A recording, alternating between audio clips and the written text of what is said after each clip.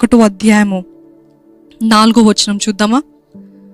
సామెతలు 1:24.